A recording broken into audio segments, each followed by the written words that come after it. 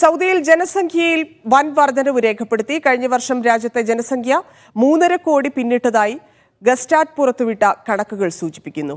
സ്വദേശികളുടെ എണ്ണം 1,96,00,000 ഉയർന്നു.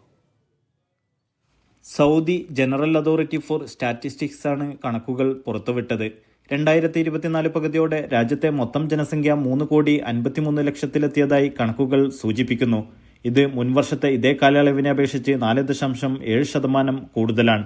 ഇവരിൽ 1.96 കോടി പേർ സ്വദേശി പൗരന്മാരും 1.57 കോടി പേർ വിദേശികളുമാണ്. സ്വദേശികളുടെ എണ്ണത്തിൽ 2% വർധനവ് രേഖപ്പെടുത്തിയപ്പോൾ വിദേശികളുടെ എണ്ണത്തിൽ 8% വർധനവാണ് കഴിഞ്ഞ വർഷം രേഖപ്പെടുത്തിയത്. ഇതോടെ മൊത്തം ജനസംഖ്യയുടെ 55.6% സ്വദേശികളും 44.4% വിദേശികളുമെന്ന തോതിലെത്തി.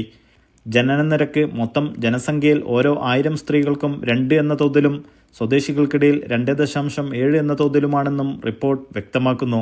Naushad റിക്കൂർ, media 1, Dammam.